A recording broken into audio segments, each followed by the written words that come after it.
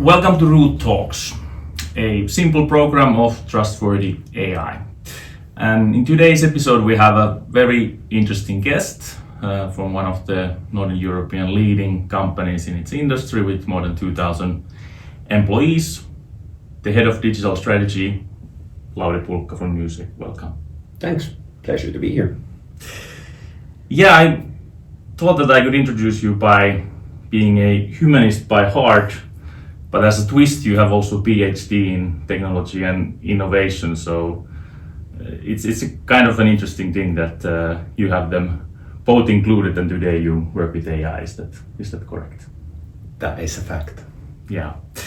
But before we get to the actual topic of today, as any good evaluators, those need to be calibrated. So I was thinking that as a warm-up, we calibrate a bit, and Sam Altman, the OpenAI CEO, has said that they know how to get to the AGI in the upcoming, let's say, near or foreseen future. But what is your evaluation of this? How truthful do you think this comment is in the typical scale from 0 to 1? What kind of score you would give it for it, and what kind of justification you see behind that score? Yeah, I give it as vague 0.65. Okay. And I am absolutely sure that they know what they're going to attempt to get there. I think their timeline might be a bit ambitious. And with AGI always, I think the goalpost will move the closer they get to it. So we'll see about it. Yeah, that is usually what has happened. Of course, now things are happening so fast that you never know what next Monday will bring. But it's a good score, 0.65. You can start calibrating more there and get upwards and get to the expected score, whatever it will be in your business. But okay, from the warm-up then more to the actual warm-up questions. How you ended up working with AI in the first place, like Newsec as an employer. Let's talk about that a bit later. But as a humanist becoming a PhD in technology, what brought you to the topic of AI in the first place? Yeah, I mean, how did I get into anything in the first place? I studied political science and Finnish literature, and the jump from that to real estate was sort of divine intervention. Just being at the gym with friends who had collected some quantitative data they didn't know how to analyze, helping them out, getting along with the professor in real estate economics, doing my master's thesis there, then starting my PhD there, getting into innovation research, and then meeting my boss at Newsec, or my previous boss at Newsec, who then heard I left academia and recruited me to Newsec. So I don't know if how much I've contributed to my own decisions in life. But at Newsec, I started 8 years ago as a digitalization project manager. So I've been responsible for implementing different kind of systems, different kind of technologies, from that to a development manager, to head of innovation. And now for a year, I've worked in Newsec on group level as head of digital strategy. And how I see my role, it is to coordinate our digitalization efforts and dig resources across all of our business areas and markets to get the best outcomes. And AI is just one of those technologies you cannot ignore at the moment. And at Newsec, we've called our AI approach officially the AI initiative since last March, and I was appointed head of that initiative. Yeah, okay. So not maybe the first mover on this, but maybe also the industry that is not the first mover in digitalization in general. But how do you see this as a magnitude or AI in general, that how big impact you believe it will have on business of Newsec? Well, the first comment on the first mover thing, of course, for something to become a group level initiative, it means there has to have been some grassroots experimentation. And I think with that experimentation, with all technologies, Newsec has historically been very early in the scene. But of course, then that typically remains experimentation within a team or with a few individuals. So I think we were very early in experimentation, but now we have a more systemic approach to it since March. But then what the impact will be, that is a very good question. And I think it's as good a question, what investments are kind of, and what actions are categorized as AI investments and AI actions, because for 5 years we have had a very systematic program investing into data and having all our data available, structured, modeled together, utilizable in our business.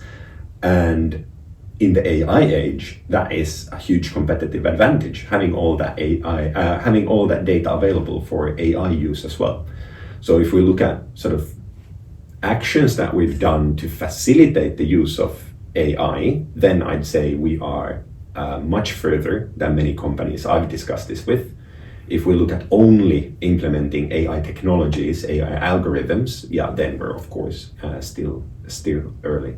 And how I see the future, I'm very much a believer in overestimating the short term, underestimating the long term, and I see a lot of parallels with other technologies as well. For example, I mean the scale might be different, but for example, robotic process automation. I mean, there was a lot of talk, it will replace everybody within the next 2 years, all routine tasks will be roboticized. I mean, that's not how it worked out in the end, but we do have software robots running at Newsec doing significant tasks. So I think in the short term, it'll be something similar with AI. It'll not make every human obsolete immediately, but we will see that some of that AI hype sticks to every organization.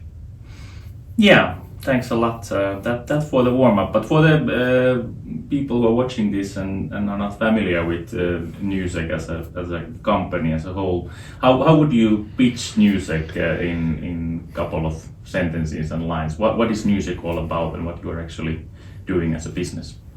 Well, we are a full-service property house.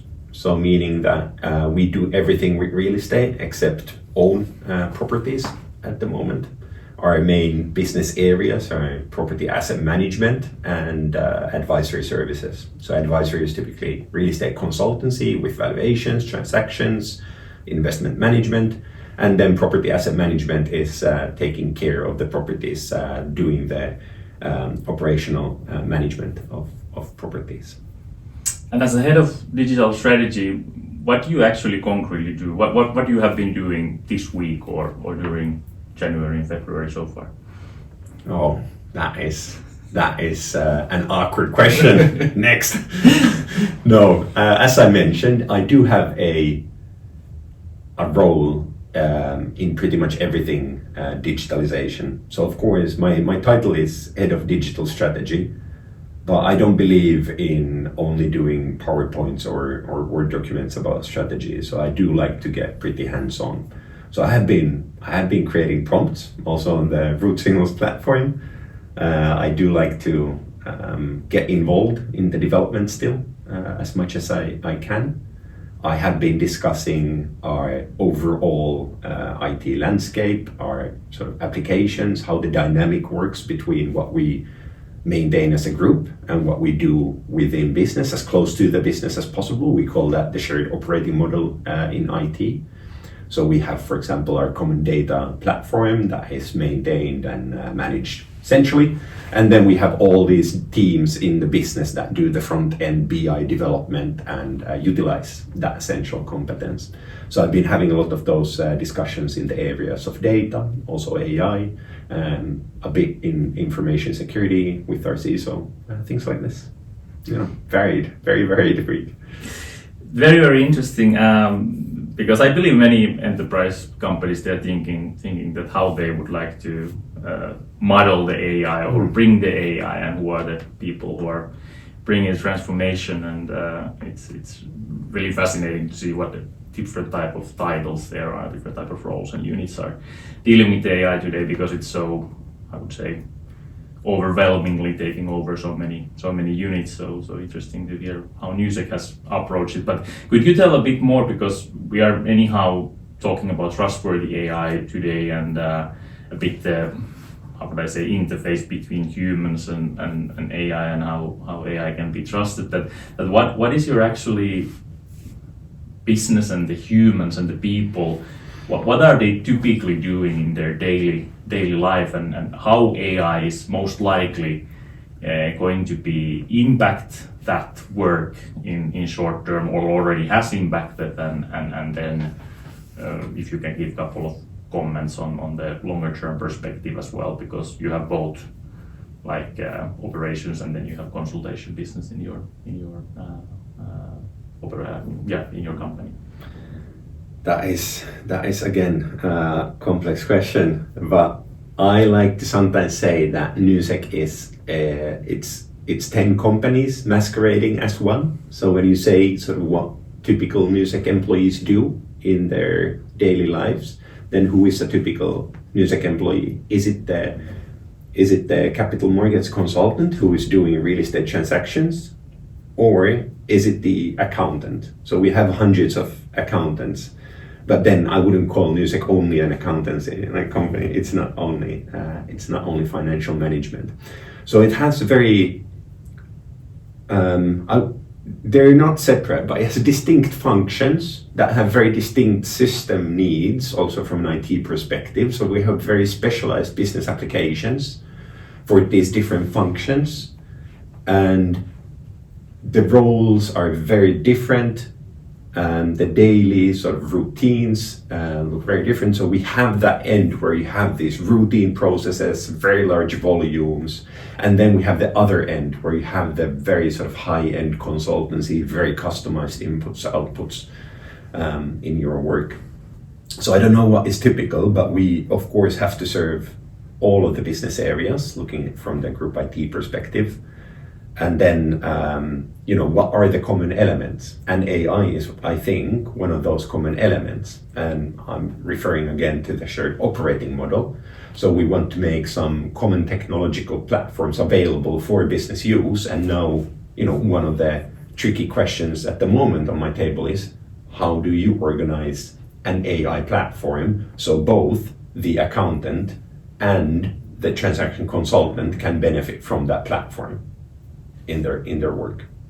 Yeah, if we get a bit deeper to that now, when you lifted it up, because that's interesting. Many enterprises are thinking about this enterprise adoption and what platforms they are choosing, and yeah, we can probably reveal it that Newsec is a root signals customer, but that's not the main point. The main point is to understand the Gen AI or AI adoption as a whole. So what kind of choices you have made when it comes to the platforms, and how root signals is integrated as part of that? I think we're quite pragmatic when it comes to our selection of platforms. So we are a Microsoft house in many regards. So it is of course easy for us to also look at the Microsoft offering for AI platforms. So we have just implemented the Azure AI Foundry. I guess it was called Azure AI Studio still a few months ago. So that is, I'd say, the general tooling that we're now looking at, where we start to build our, especially the AI for process automations. At the same time, we are looking at personal productivity tools. As I mentioned, like we have these consultancy roles where the personal productivity tools still provide both employee satisfaction, quality of work, but possibly also efficiency and productivity in work. And there is a dynamic between the two as well. So when we offer personal productivity tools to our employees and they use Copilot, for example, in their work, they of course come up with good prompts, good use cases. They realize their capabilities quicker, what AI is good for, or language models are good for, and what they absolutely are not good for, at least yet. And then those use cases from the personal productivity journey can become ideas, templates for the process automation journey as well. So we try to encourage that journey, and as an approach, we do coordinate the personal productivity tool use, we gather best practices, and then we look at those cases and how can we take it from an individual level to possibly a team level or possibly company level, or how can we make it client facing? How can our clients directly benefit from these efforts as well? And then what role root signals plays in this? I see, and this is coming back to the pragmatism, I see two roles. One, when I was first introduced to the platform, what immediately caught my attention was sort of the simplicity of creating AI skills and the conceptualization of what an AI skill is. It is a card, you select a model, you fill in the prompt, and then you can call it from your own applications through the API, which it already offers you. So it's just copy pasting into your own code, and you can embed LLMs really efficiently. And Microsoft is good in many ways, but simplicity is not always the main selling point. So I think starting to develop these prompts, these AI skills in the Root Signals platform gave us a sort of head start into thinking, okay, how do we in practice embed LLMs into our own workflows? So we have good experiences from that. But of course, it's not going to be the sort of the long-term production environment for our prompts. The long-term value from Root Signals comes from offering the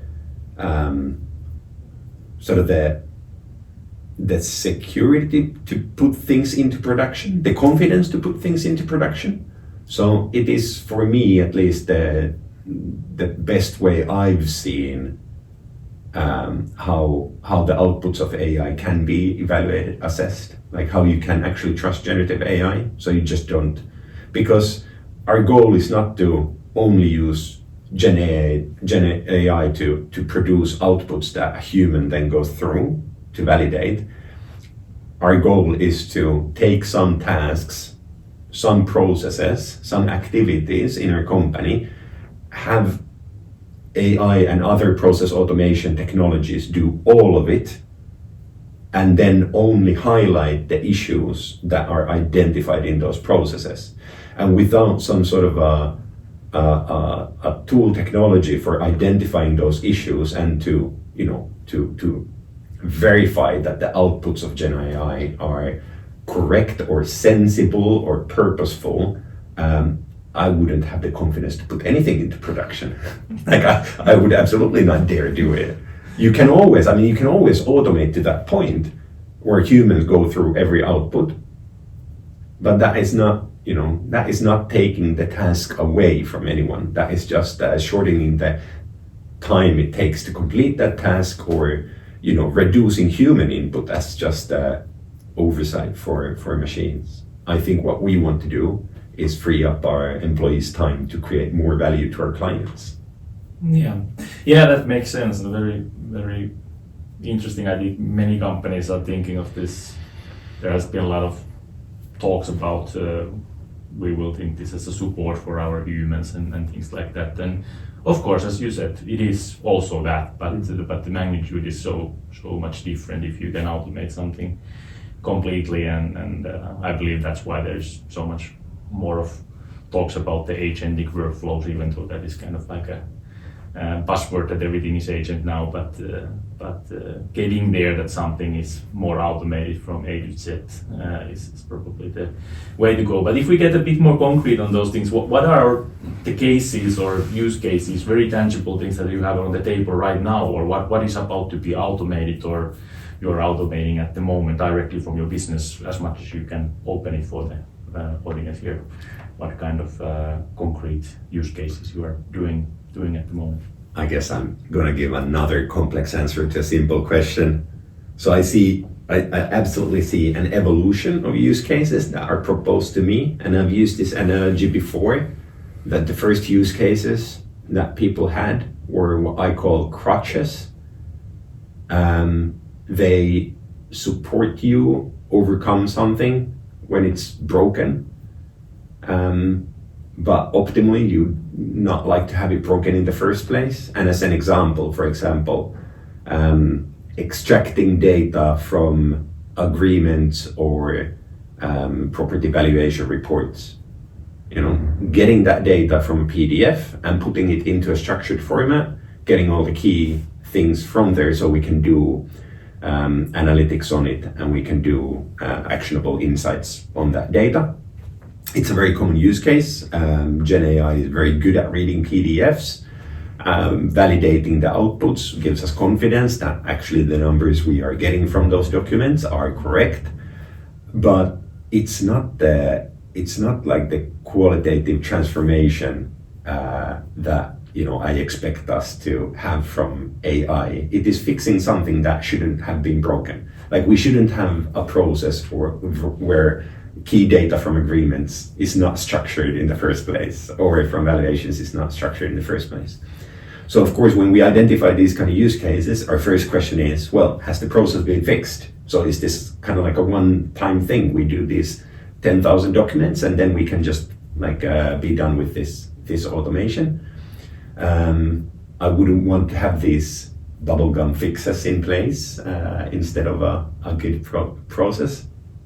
So we started with these crutch cases, and they are good because they demonstrate the abilities of LLMs. They're pretty easy to implement. So we do data extraction now. We put it into our data warehouse, but now the evolution is moving towards, from crutches, is moving to towards the other end, what I call the jetpack end of the spectrum. So the qualitative difference, that completely different reality from before. Because to be honest, I don't think only gaining efficiency, I don't think it's a very motivating message for anyone. Why would anybody pursue AI, a risky new technology, for a 20% efficiency gain? And how do I get my colleagues excited about AI if the only prospect is that they will be automated out of jobs? That is not the best use of AI, and that is absolutely, it is a part of it. That is part of innovation, that things become more efficient. But the much more interesting part of innovation is the qualitative change. So what is this continuous leap or the radical transformation we're doing? So what is the jetpack? And we're moving towards it. I'm not saying we're there yet. I don't think we've identified all the jetpacks, but I do think that we are now proposing many more client-facing things we have implemented. For example, AI-powered chatbots towards our residential tenants. Pretty common use case, I think, in this user service.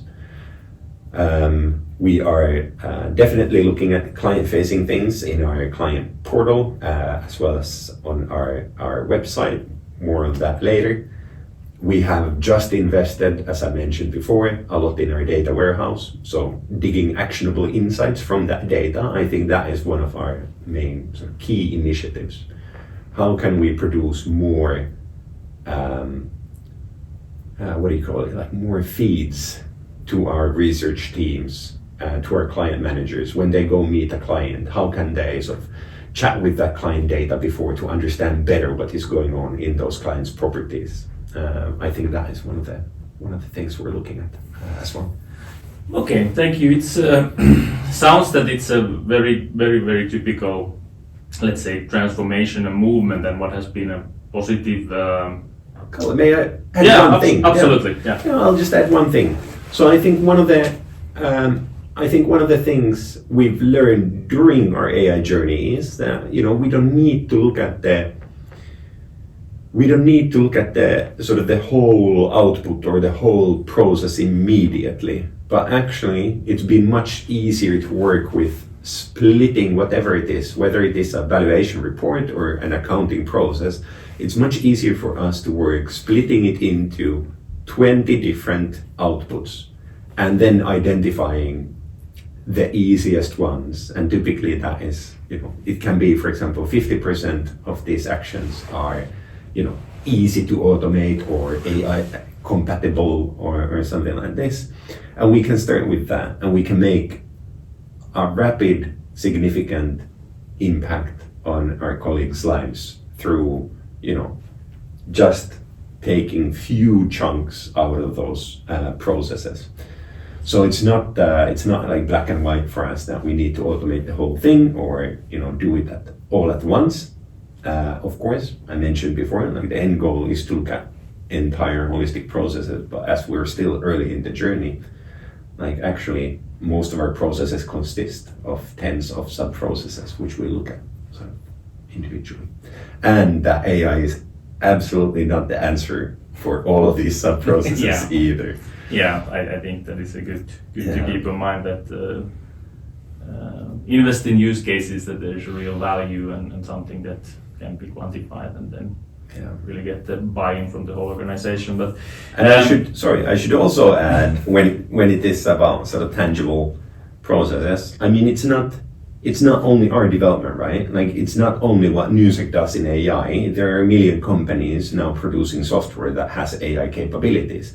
So of course, when I look at Newsec as a whole, maybe we can produce more client value by embedding other third-party AI software into our processes in selected areas. Like maybe we'll never do a better accounts payable solution than our supplier. So those third-party solutions, the different tech companies with their offerings, they complement us in selected areas as well. And the offerings are typically very tangible. So I've seen that those have become quite quickly quite specialized, offering, this AI tool helps you lease properties. It helps you create scripts for cold calls in real estate leasing, this type of tangibility. Yeah, I understand. Yeah, it seems to be like the phenomena that there are very, very, very niche and targeted agents, if you may call, or applications. But to the actual beef of the day, the trustworthy AI then, because what has been maybe the if not surprise, but that has gave me the most positive insight regarding Newsec during these times we have collaborated is that you are moving very systematically forward and there is like a really clear strategy and drive where are you going into and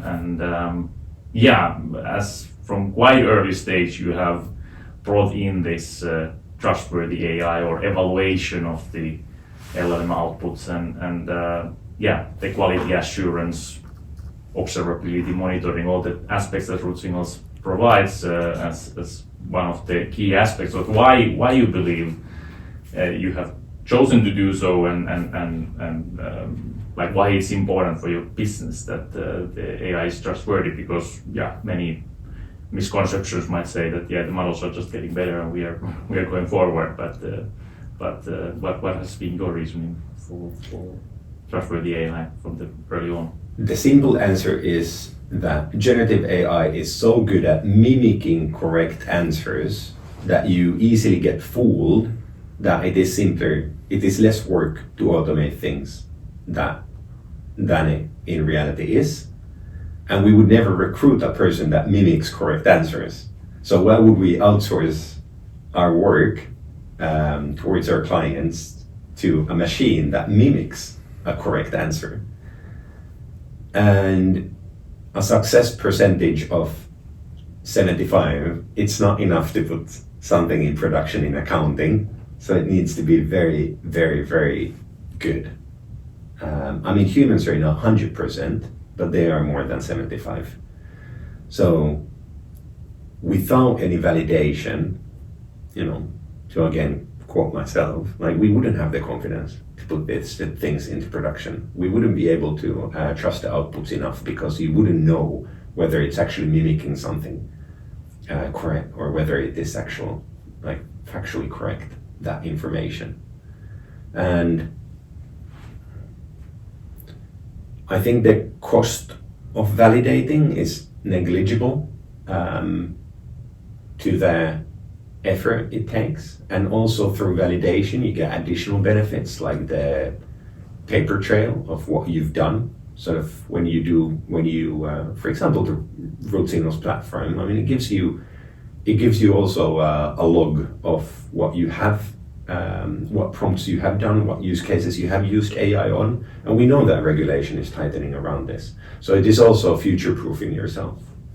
And I think if you're just rushing to achieve the automation results and improved efficiency by 15% without considering the need to evaluate or the really ensure the quality of those outputs, I think there can be backlash.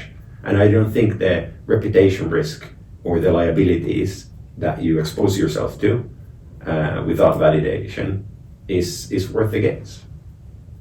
Yeah. Maybe if we had some completely transformative 5 million% increase in our margins use case, like maybe I'd be more tempted or something, but no, I think it is worth doing it well. Yeah. Because then, and it's not only our clients, or it's also the employees. I mean, we are implementing AI for them to be better at their work, for them to also grow as professionals, for them to have more responsible roles in the value chain, hopefully. What if they see AI making a lot of mistakes? Why would they help sort of develop it if they lose faith in it? And if they, consider it a black box that they don't understand what's happening inside? So I think the validation also sends the message that we do care and we do want to improve this process. Yeah, makes sense. It has been a lot of discussion around the hallucination, of course, when it comes to evaluation and validation. That is one part of it, but then there's the other part, which is more the quality or the sentiment and how well the AI and AI agents in the future, how well they represent, for example, Newsec in that case. How do you see the role of evaluation there going forward? That you can actually not only control and guardrail, but also, let's say, guide and give kind of a hint at how our AI should behave next to our employees, for example. Yeah, I'm by no means the technical expert in this. How I've rationalized it to myself is that it is also sort of part of that teaching or learning process of that prompt, that it improves, and when you just give it more and more examples of the tone you want to see in the outputs, it you get more and more assurance that it is speaking in the correct tone or voice of Newsec. We have few use cases where the voice or the tone is important, but at the same time, is it the tone of Newsec or is it the tone of our experts we want to emphasize? I mean, we are a company whose main value is passion for colleagues and clients, in that order. So I don't know how passionate it is if we have one voice within Newsec. So I think we need to experiment more. How can AI help our professionals talk in their own tone and own voice, and not just an average tone of all Newsec employees, which is probably very boring and vague. Yeah, and nobody is interested in it. And now the humanist in you met the technology nicely towards the end of that thing, because I really believe in that actually the power is in the people, not on the logo. I mean, you recognize when an article is written by AI and nobody's put like a personal touch on it. It's boring to read. Yeah. And they increase the amount of those articles, the amount of content written by AI, it's just going to increase, and it's going to be very dull and boring. And we don't want to be the dull, boring company. We want to be the professional but fun company.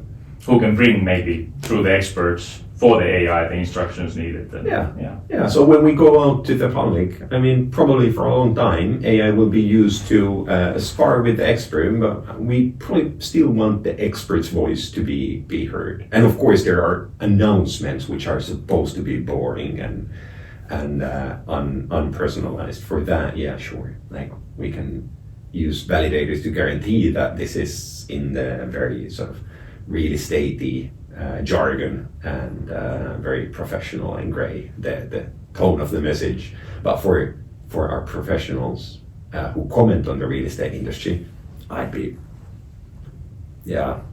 disappointed if people just spam AI content online. Yeah, I understand, of course.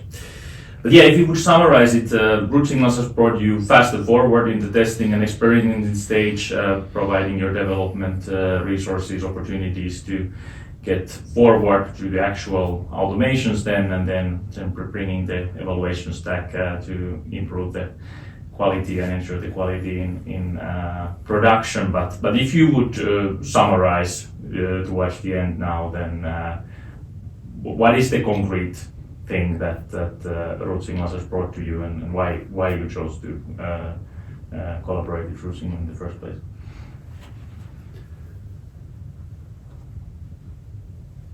There is some serendipity, of course, running into you guys at the correct time when I was just appointed as sort of head of the AI initiative. There's no denying that, but I think it is the company that is most convincing at the moment, talking about the evaluation and validation of Gen AI that I've met. And I think, to summarize, it is without that component, it can never surpass the piloting and experimentation stage reliably. So having learned about that sort of necessary, sometimes boring back end, makes actually the AI journey more exciting, because you can sort of, you have something to lean on, that this is not going to fail miserably, that we actually know. How to implement these things successfully. Yeah, sounds really good. But yeah, then we have the final comment section here, and Shakespeare once said that love all, trust a few, and do no harm for any. So I really hope that AI will do no harm for any. That's probably something that the world is excited about going the years forward. But what is your opinion? Should we trust AI? Yes, but not blindly. Thank you, Lauri, Pulkka, and this was the Root Talks. Thank you so much. Thank you.